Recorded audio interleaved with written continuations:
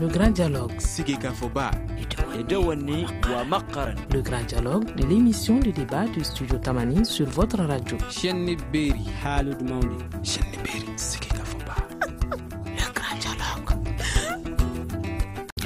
Mesdames et messieurs, bonsoir. Ce soir, nous allons parler des réfugiés et plus spécifiquement des réfugiés maliens. Ils sont au nombre de plus de 141 000 dans les pays voisins, notamment en Mauritanie, au Niger et au Burkina Faso.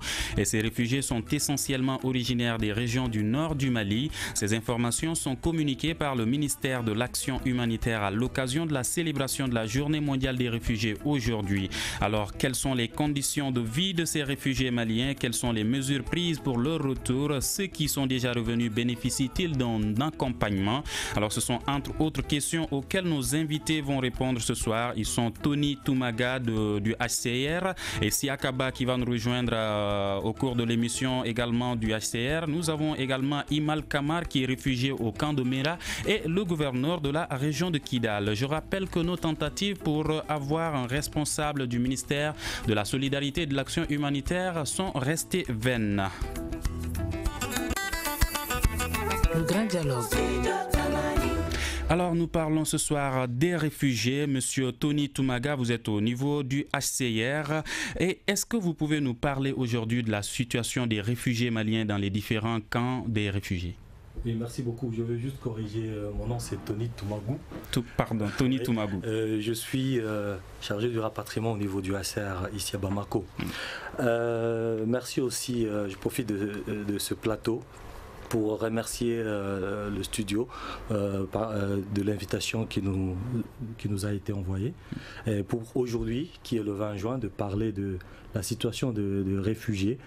Et aussi, c'est pas seulement des réfugiés, mais aussi des rapatriés et d'autres personnes qui relèvent de la compétence du HCR. Avant peut-être de répondre à la question, je voudrais aussi saisir cette occasion pour dire que le 20 juin, c'est la journée de réfugiés, mais c'est pour le HCR, c'est plus une journée de sensibilisation à la cause des réfugiés. C'est une journée où nous appelons, que ce soit la communauté internationale, la population haute qui accueille les réfugiés, et même les réfugiés eux-mêmes, de les sensibiliser sur la cause des réfugiés, sur tous les problèmes, tout ce qui entoure les réfugiés. Alors pour répondre à la question aujourd'hui, principalement, comme vous l'avez dit aussi dans votre introduction, il y a 143 000 réfugiés maliens qui vivent principalement dans les camps, dans les pays limitrophes du Mali, à savoir le Niger, qui compte autour de 60 000, le Burkina Faso qui en compte un peu plus de 33 000, et la Mauritanie qui en compte 50 000.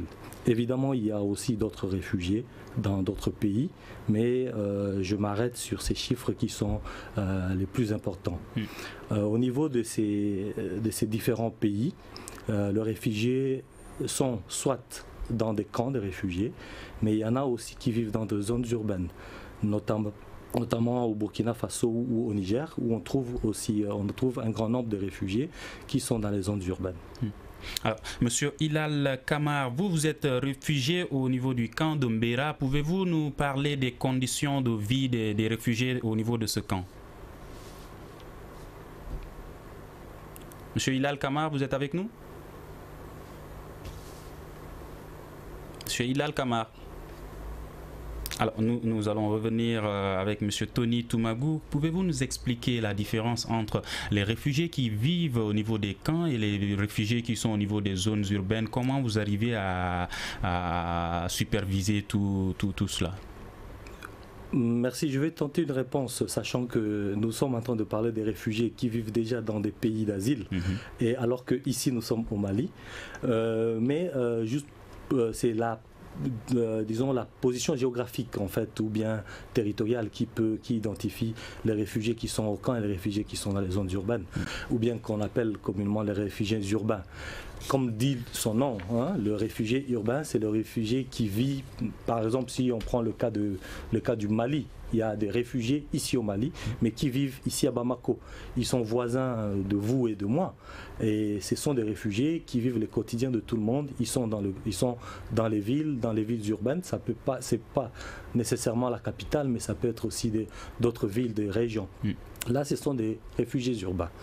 Les réfugiés qui sont au camp, la plupart des fois, il y a des réfugiés qui ne peuvent pas se prendre en charge, et par rapport à une certaine vulnérabilité, notamment que ce soit au niveau de l'habitat, que ce soit au niveau d'autres prises en charge, l'alimentation, la scolarité, la santé et autre chose, ils sont, comme qui dirait, regroupés dans un camp où le HCR avec ses partenaires évidemment, et bien sûr le gouvernement qui est l'État, qui est le premier responsable de la gestion et de la protection des réfugiés, peut facilement leur apporter l'assistance, qui serait un peu difficile s'ils étaient éparpillés dans les différents quartiers. C'est juste là la différence d'un réfugié urbain et d'un réfugié dans le camp. Mais est-ce que c'est un choix des réfugiés qui relève des réfugiés eux-mêmes?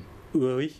Normalement, c'est un choix. Il n'y a pas de restrictions comme telles à un réfugié pour qu'il soit dans le camp, soit dans les zones urbaines. Seulement, il y a des règles qui régissent un camp. Si on accepte d'aller dans le camp, bien sûr, on accepte aussi de vivre sous ces règles-là. Et en zone urbaine, c'est vraiment un choix. Si on pense on peut se suffire d'une certaine façon, on peut être dans les zones urbaines. Ici au Mali, il n'y a pas, à ce que je sache, de camp. Et les réfugiés vivent, et ils vivent très bien. Oui. Bien sûr avec des difficultés, mais bon, quand même ils sont dans les zones urbaines. Je rappelle que le réseau nous joue un tour.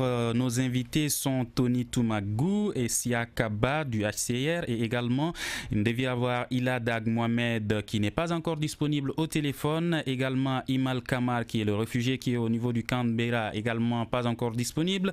Toutefois, le gouverneur Sidi Mohamed Ag Ishrash est disponible.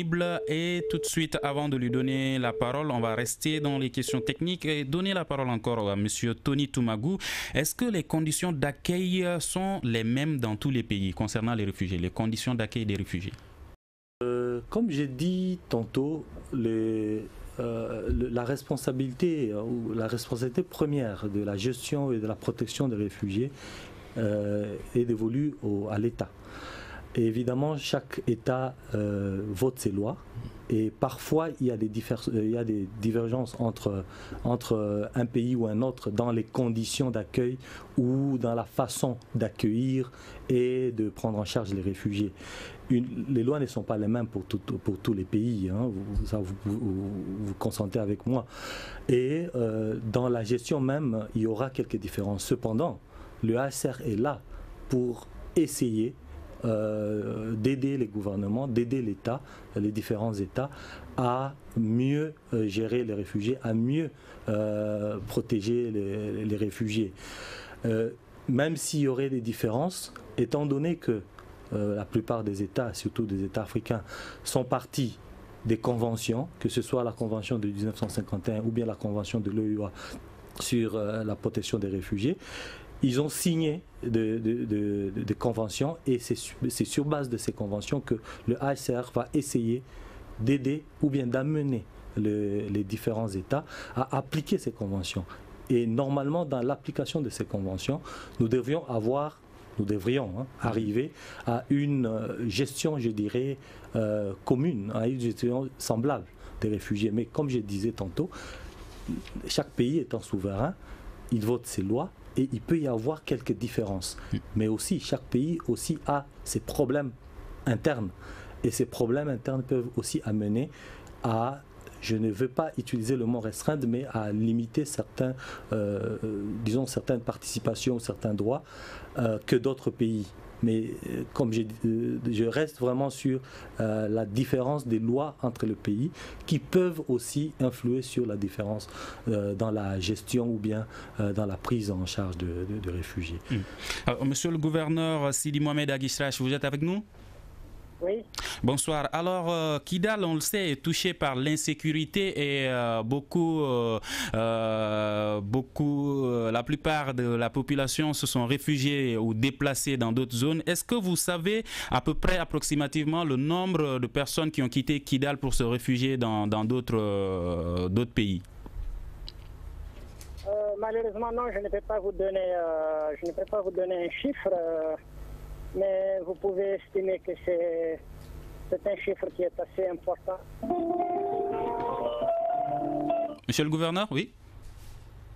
Aïe, le réseau, je le dis, ce soir n'est pas du tout avec Studio Tamani. Nos invités, Tony Toumagou, Siakaba, qui sont du HCR, et je rappelle qu'ils sont beaucoup plus concernés par les questions de rapatriement. Et également, le réfugié de Hilal Kamar est maintenant en ligne. Bonsoir, Monsieur Kamar. Bonjour, bonsoir à la radio Tamani, bonsoir. Ah, excellent, vous êtes avec nous maintenant. Alors, est-ce que vous pouvez nous parler des conditions de vie des réfugiés qui sont au niveau du camp de Mbera? Les conditions de vie des réfugiés qui sont en Mbera, maintenant, à l'heure actuelle, ça va.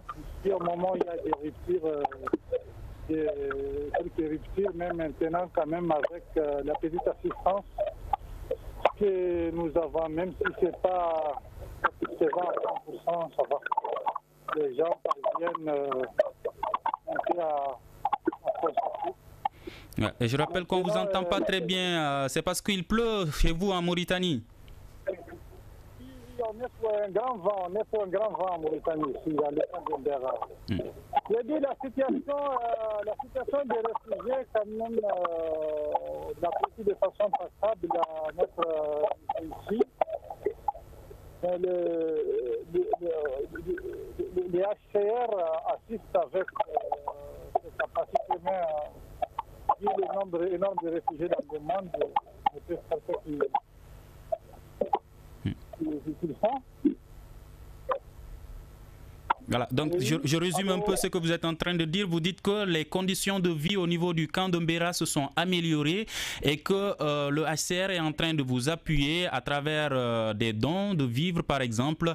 Est-ce que vous pouvez nous parler du nombre de réfugiés qui se trouvent au niveau du camp de Mbera?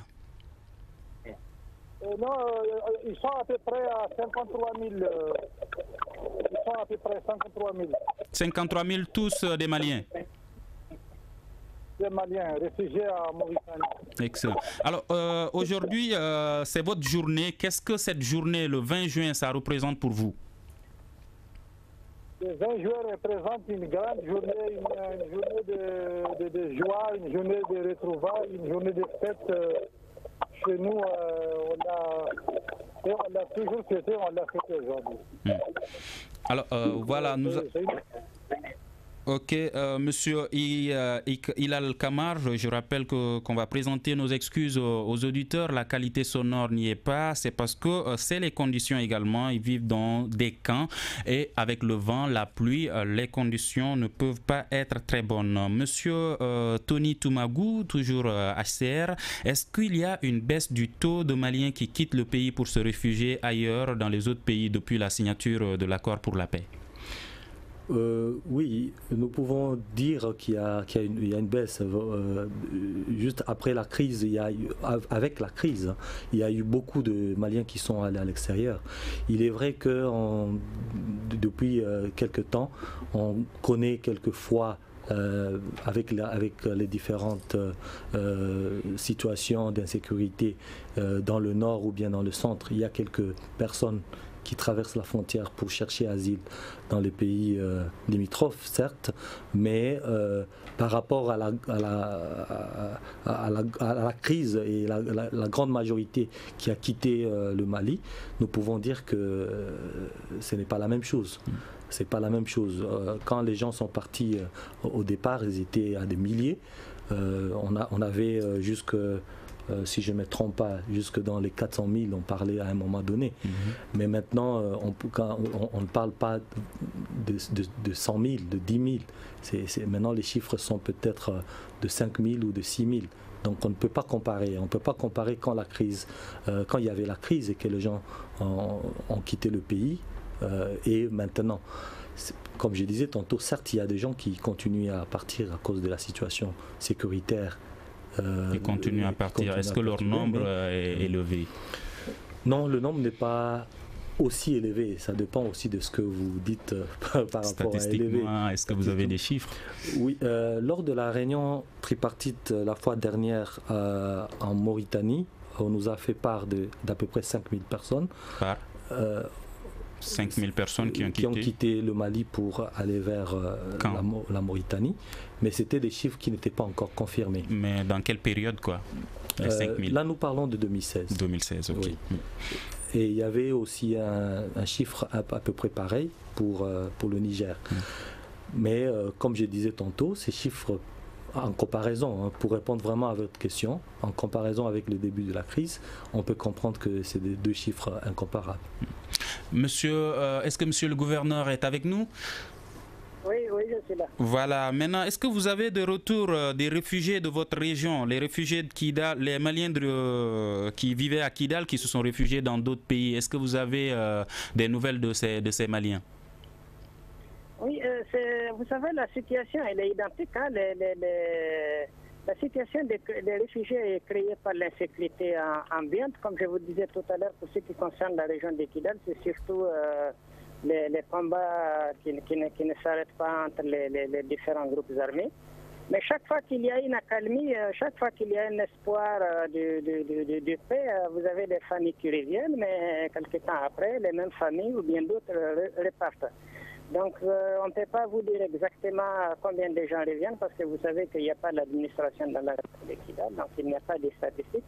Mais vous savez, je ne vais peut-être pas exagérer en vous disant qu'on peut estimer très raisonnablement que près de 60% de la population de la région de Kidal est aujourd'hui réfugiée en Algérie, soit déplacée à l'intérieur du Mali. Plus de 60%, c'est quand même énorme. Est-ce que vous avez des retours sur leurs conditions de vie, comment ils vivent dans les différents camps de réfugiés ou même à l'intérieur? En Algérie, il n'y a pas de camps de réfugiés. Les populations vivent dans les centres urbains. Vous savez, la continuité de la population touareg dans le sud du nord du Mali vers le sud algérien fait que la solidarité traditionnelle joue énormément. Et puis le gouvernement algérien aussi, les autorités locales aident beaucoup ces déplacés-là par des dons, l'assistance alimentaire, les médicaments, etc. Mais il n'y a pas de camp de réfugiés au sens international du terme, c'est-à-dire sous contrôle du HCR. Mais il y a le Croissant Rouge algérien qui aide les populations réfugiées. La situation à l'intérieur du pays, elle est vraiment mi-figue, mi-raisin. Si je dois parler de la situation des déplacés à Bamako ou bien même à Gao, il y a de l'assistance de la part du ministère de la Solidarité et du ministère de l'Action humanitaire. Il y a des distributions de vivres, des distributions gratuites.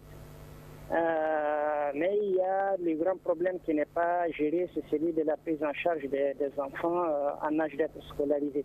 Donc ces enfants-là s'entassent souvent dans des familles qui les hébergent et il n'y a vraiment pas d'assistance pour les élèves, ni pour les élèves, ni pour les étudiants. Donc je rappelle qu'il y a une petite différence entre les deux, les réfugiés et les déplacés. Les réfugiés sont ceux qui ont quitté le pays pour un autre pays et les déplacés sont ceux qui sont restés dans le pays toujours. Alors monsieur... Du point de vue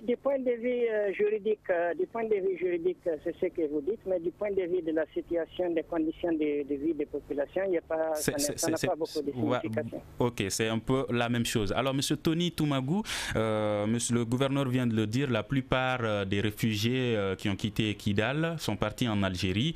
On cite beaucoup plus la Mauritanie, le Niger et le Burkina Faso parce qu'il y a des camps de réfugiés là-bas. Maintenant, dans ces pays comme l'Algérie où il n'y a pas de camp de réfugiés, est-ce que le HCR intervient pour appuyer ces réfugiés? Je ne dirais pas qu'on cite plus la Mauritanie, le Niger et le Burkina Faso parce qu'il y a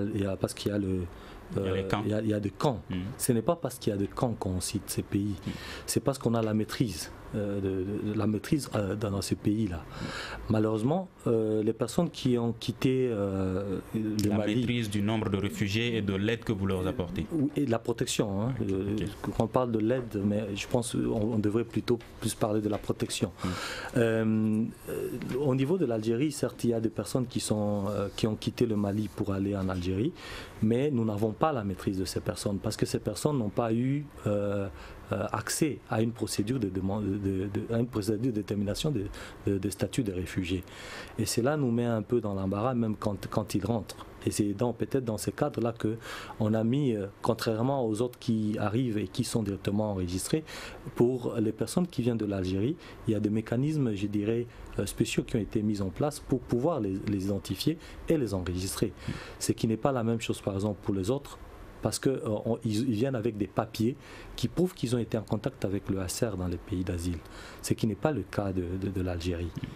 Donc on ne peut pas dire on parle plus de la Mauritanie, du Niger et de Burkina Faso parce qu'on parle seulement de ces personnes, mais c'est plus parce qu'on a la maîtrise, il y a le HCR dans ce pays qui a accès à ces personnes, ce qui n'est pas la même chose que l'Algérie. Ok, on va observer une petite pause. Vous écoutez Studio Tamani, votre avis nous intéresse. Écrivez vos commentaires et suggestions sur la page Facebook et dialoguez avec nous. Studio Tamani, c'est aussi les réseaux sociaux. Mesdames et messieurs, alors ce soir c'est un débat un peu exceptionnel. Nous parlons de la situation des réfugiés des Maliens, sauf qu'avec nos invités, il y a un petit problème de réseau. Il a Dag Mohamed qui n'est pas disponible, qui représente la CMA. Imal Kamar, réfugié au niveau du camp de Mbera, également un peu difficile à joindre. Et aussi le gouverneur de Kidal, avec lui également il y a un petit problème de réseau. Pour le moment, nous sommes avec Tony Toumagou qui représente HCR. Alors, Monsieur Tony Toumagou, il y a une pétition du HCR qui demande au gouvernement d'assurer que chaque enfant réfugié soit scolarisé, que chaque famille réfugiée puisse vivre en lieu sûr et que chaque réfugié puisse travailler ou acquérir de nouvelles compétences afin de contribuer à sa communauté. Est-ce que les gouvernements respectent cette demande? Oui, déjà le gouvernement, avec leur signature de convention, que ce soit de 51 ou bien la convention de l'OEA pour la protection des réfugiés, ont accepté de protéger les réfugiés et d'apporter ces différentes assistances ou bien ces droits aux réfugiés. Certes, maintenant qu'il y a certaines difficultés suivant les circonstances ou bien les conditions socio-économiques de chaque pays.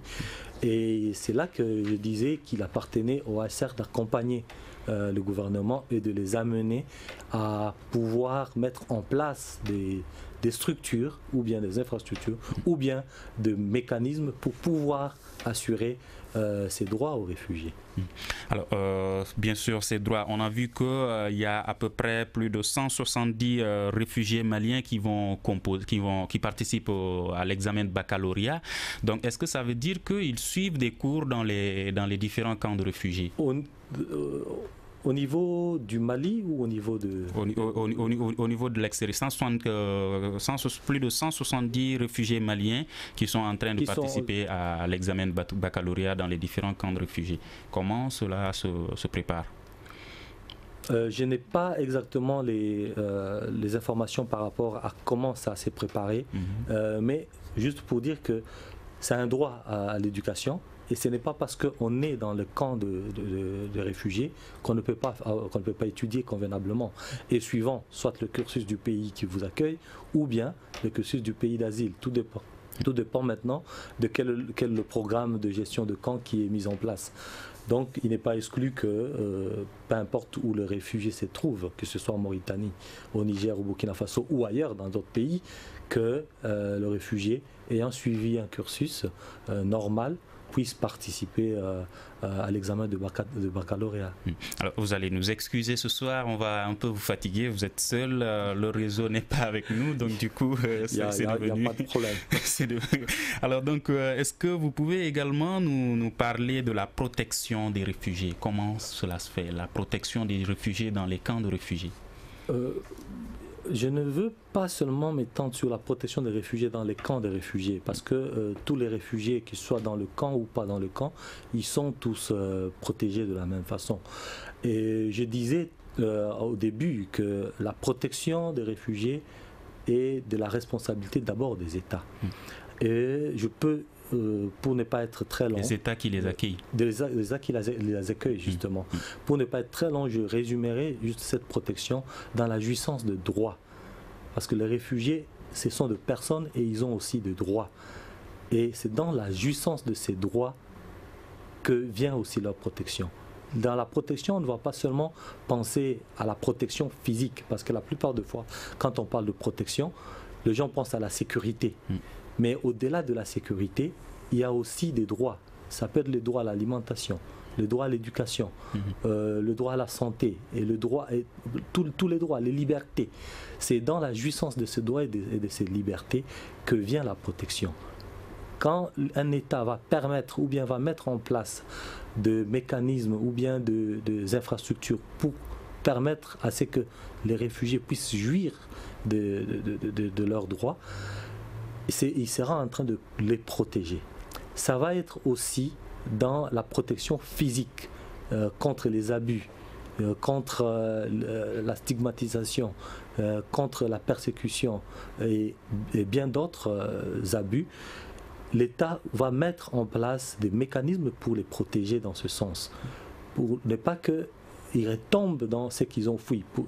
Les personnes ont quitté leur pays parce qu'ils avaient une peur d'être persécutés, se retrouveraient encore dans le même pays qui était censé les protéger, encore les persécuter. C'est un peu dans la mise en commun, si je peux dire, de tout ça qui fait la protection des réfugiés. Et je répète encore, ce n'est pas seulement la protection ne s'applique pas pour les réfugiés qui sont dans les camps. La protection, c'est la protection pour tous les réfugiés, qu'ils soient dans le camp ou en milieu urbain. Alors, parlons maintenant du retour des réfugiés. C'est votre spécialité. Vous êtes chargé des questions de rapatriement au niveau du HCR. Est-ce que le nombre de réfugiés, on parle de près de 60 000 réfugiés maliens qui ont été rapatriés depuis 2012. Est-ce que les chiffres sont exacts? Nous parlons plutôt de 58 315 à la date du 30 Donc avril. Près de 60 000. Oui, on dirait près de 60 000, mais je préfère rester dans mes 58 000 au 30 avril 2017. Nous sommes un peu très stricts au niveau de nos chiffres. Okay. Maintenant, les réfugiés qui sont retournés, est-ce que ces réfugiés concernent beaucoup plus quelle région? Parce qu'on sait que ces réfugiés ont beaucoup plus quitté les zones touchées par l'insécurité, notamment Mopti et le nord, le centre et le nord du pays.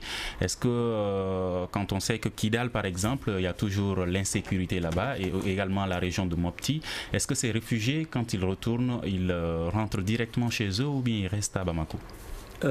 Nous avons remarqué, et ce n'est pas seulement une particularité pour le Mali, désolé, mais je m'excuse. Nous avons remarqué, comme je disais, mais ce n'est pas une particularité pour le Mali, que la plupart des fois, les réfugiés, quand ils se rapatrient, ils se rapatrient dans sa zone d'origine. Et le Mali, et ici au Mali aussi, on a remarqué que la plupart des Maliens qui ont quitté le Mali à cause des différentes crises que le Mali a connues, sont retournés, se sont rapatriés dans les mêmes zones, dans les mêmes localités. Et comme vous le savez, la crise a touché plus le nord. Donc vous pouvez aussi comprendre que c'est la population du nord et du centre qui s'était déplacée. Et les personnes qui reviennent toujours dans ces régions-là. À titre d'exemple, nous pouvons citer par exemple la région de Menaka, la région de Tombouctou, la région de Gao. Ce sont les régions qui connaissent le plus grand mouvement de rapatriement. Le plus grand chiffre de rapatriement se trouve dans ces zones-là. Évidemment aussi, il y a des chiffres assez importants aussi au niveau du centre, notamment Mopti, et de plus en plus on commence à voir aussi des chiffres qui montent au niveau de Ségou. Alors, monsieur le gouverneur, vous êtes avec nous maintenant, Sidi Mohamed Ag Ishrach. Est-ce qu'il y a des réfugiés de Kidal qui sont retournés? Monsieur le gouverneur? Alors, je rappelle que ce soir, nous parlons de la situation des réfugiés. Oui, vous avez des chiffres par rapport à Kidal? Oui, justement, par rapport à Kidal, nous avons aussi des réfugiés ou bien des rapatriés qui ont été enregistrés au niveau de Kidal. Plus de 1500 personnes. Juste pour répondre à la question, comme le gouverneur... Je le disais que vous pouvez répondre à beaucoup de ces questions. Alors, concernant toujours les mesures qui sont prises pour le retour des réfugiés, il y a également l'accord tripartite. Est-ce que vous pouvez nous parler concrètement des mesures qui sont prises pour aider ces réfugiés qui veulent rentrer à revenir au Bercail? Oui, quand on parle de l'accord tripartite, je dirais plutôt les accords tripartites, parce que jusque-là, le Mali a signé 3 accords tripartites avec les 3 pays. Je cite le Burkina Faso, le Niger et la Mauritanie. D'ailleurs, pour la signature de l'accord tripartite avec la Mauritanie, c'était seulement en juin 2016. Je dirais que les accords tripartites, ce sont, disons, la base légale même du rapatriement volontaire. Mais ce n'est pas l'accord tripartite qui impulse les rapatriements.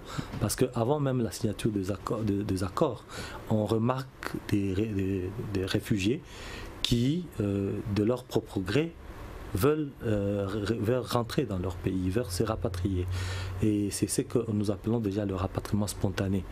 Donc on ne cautionne pas un rapatriement par la signature, parce qu'il y a déjà un mouvement qui se déclenche avant même que les 2 gouvernements plus le HCR s'asseyent pour signer les accords.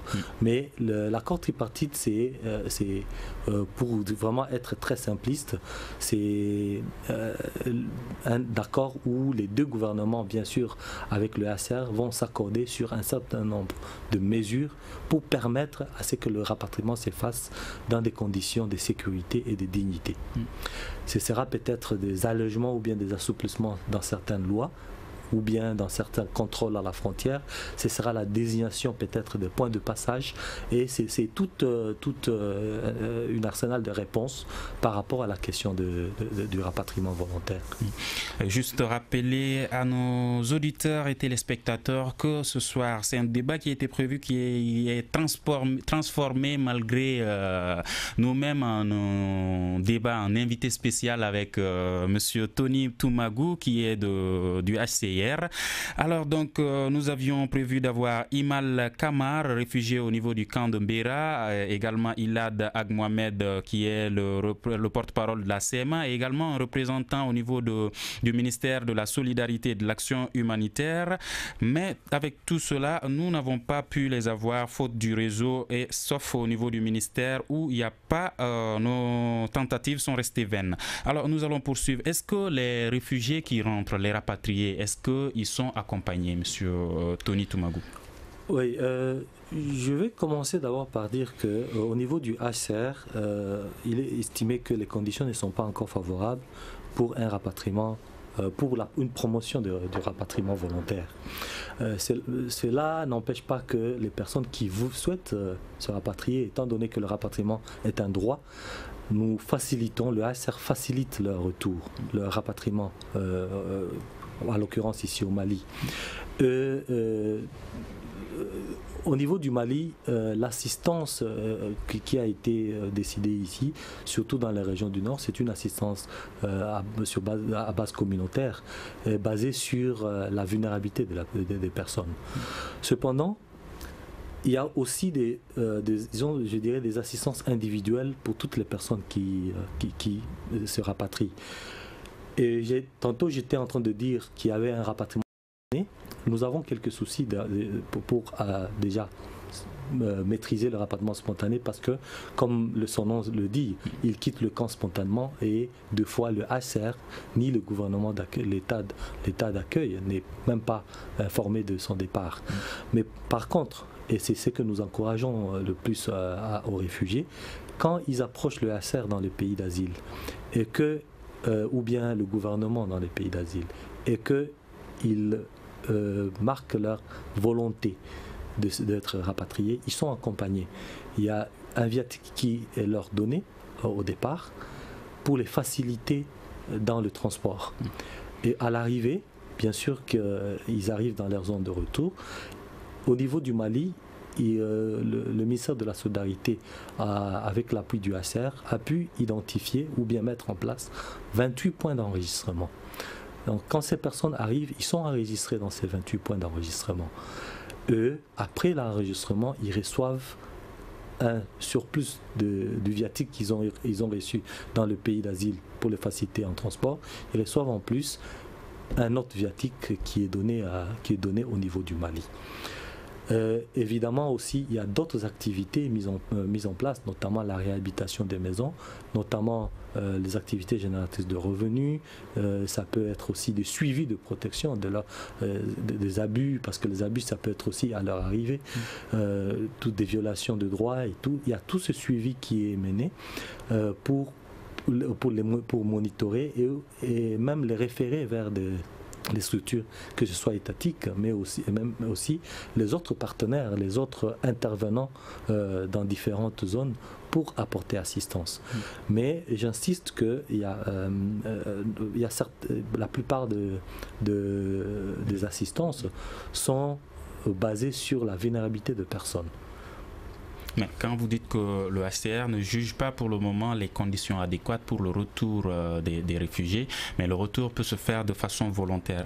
Alors est-ce que ceux qui décident de venir d'eux-mêmes, de venir, est-ce qu'ils sont accompagnés? Je corrige. C'est pas que le HCR ne juge pas que le retour, que les conditions sont favorables au retour, mais que les conditions sont favorables à la promotion de rapatriement. Okay. Oui, il y a une très grande différence parce que le HCR n'est pas là pour empêcher les gens à rentrer. Ce n'est pas du tout ça. Comme j'ai dit, c'est un droit. Mais pour que il ne les empêche pas, mais juste pour les sensibiliser. Voilà. Le HCR ne va pas sensibiliser les gens à rentrer parce qu'on estime que les conditions ne sont pas encore réunies. Cependant, la personne qui approche le HCR et dit qu'elle veut rentrer, le HCR va l'aider à rentrer en lui donnant toutes les informations sur sa zone de retour et, comme je disais tantôt, en facilitant, en lui donnant un viatique qui va lui permettre de payer son transport jusque là où il va, dans sa zone de retour, et aussi à l'arrivée, après l'enregistrement, on va encore lui donner un autre viatique qui lui permet de subvenir aux besoins élémentaires, aux besoins de base. Alors, nous allons donc parler un peu des réfugiés également qui se trouvent au Mali, qui ont quitté d'autres pays pour venir au Mali. C'est plus dans votre domaine d'expertise parce que le HCR au Mali s'occupe des personnes qui ont quitté d'autres pays pour venir se réfugier au Mali. Alors, ils forment déjà une association. On va écouter le président des réfugiés qui se trouve au Mali. Il y a près de 18 000 réfugiés au Mali, dont 15 000 à Caille et près de 2 000 à Bamako et à Faragouara et à Sikasso. Voilà la situation statistique des réfugiés au Mali. Le HCR amène des activités genre le financement des AGR pour les aider à pouvoir s'insérer sur le plan social. Il y a des formations continues d'apprentissage, formations d'artisanat que nous mettons aussi en place avec les HCR pour permettre aux uns et aux autres de se retrouver, d'avoir un métier et de s'insérer au Mali. Toutes les difficultés d'abord auxquelles le Malien fait face, nous aussi on en fait face, mais nous ajoutons aussi, nous avons forcément le problème de logement où ils sont déguerpis parce qu'il n'y a pas trop d'argent pour payer. Nous avons également le problème avec les banques qui n'acceptent pas les cartes officielles données par l'État malien, alors que les autorités maliennes, c'est signé même par les ministres cette carte-là. Voilà un peu ce genre de difficultés que nous avons. Au-delà de ça, c'est des difficultés régaliennes. Alors, il vient de le dire tout de suite, les conditions, les difficultés auxquelles ils sont confrontés au Mali, puisqu'il n'y a pas de camp de réfugiés au Mali, c'est pratiquement les logements et également les cartes. Est-ce que le HCR les aide par rapport à ces questions ? Surtout d'habitation, de logement. Oui, je pense que lui-même, il a donné une partie, pas une partie, mais il a donné une partie de la réponse par rapport à ça. Il a parlé des activités génératrices de revenus, il a parlé des aides, de la formation professionnelle. Tout ça, ce sont je dirais, des mécanismes qui sont mis en place pour les aider à pouvoir subvenir à leurs besoins. Parce que nous estimons que si quelqu'un à bénéficier d'une activité génératrice de revenus pourrait avoir des revenus ou bien des dividendes de cette activité et pouvoir s'autosuffire, pas seulement en payant son loyer, mais aussi en assurant d'autres besoins élémentaires, ça peut être la nutrition ou bien l'éducation de ses enfants. Et la même chose aussi pour la formation professionnelle. Pour les jeunes ou bien d'autres personnes qui arrivent à terminer une formation professionnelle, ils acquièrent de capacités à pouvoir monter ou bien à pouvoir travailler dans n'importe quoi, ça dépend de la formation professionnelle, et avec ce travail, avec cette activité, pouvoir aussi pouvoir payer aussi le loyer ou bien s'autosuffire dans d'autres domaines, dans d'autres besoins. Donc je me dis que déjà la réponse est là et nous sommes conscients de ce problème, et c'est pour ça que nous continuons à apporter cette assistance. Alors, une question que les Maliens peuvent se poser, comment il se trouve que les Maliens déjà fuient le Mali pour partir dans d'autres pays et que d'autres personnes fuient leur pays pour venir? Est-ce que c'est parce qu'ils sont venus avant la crise? Oui, nous avons, dans nos statistiques, nous avons des réfugiés qui vivent au Mali avant la crise du Mali. Il y a des réfugiés qui sont arrivés ici en 2003. Je n'ai pas les statistiques désagrégées pour dire combien, à quelle année, mais il y a des réfugiés qui sont arrivés au Mali avant la crise du Mali.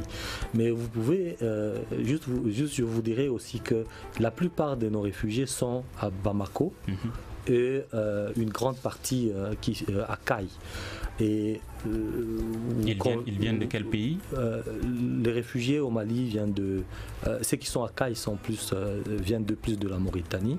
Ceux qui sont à Bamako, ce sont des Ivoiriens, des Congolais, des Centrafricains et bien sûr d'autres nationalités. Merci beaucoup, Monsieur Tony Toumagou.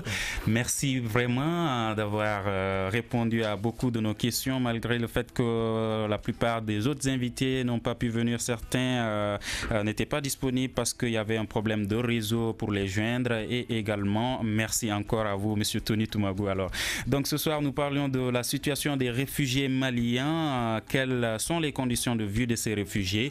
Alors le débat a été réalisé par Ibrahim Haran Diallo, à la mise en onde Seydou Simbo, présentation Mouhamadou Touré, à la régie vidéo Gagné Kanté. Merci et à demain pour un prochain numéro. Le Grand Dialogue. Le Grand Dialogue de l'émission de débat du Studio Tamani sur votre radio.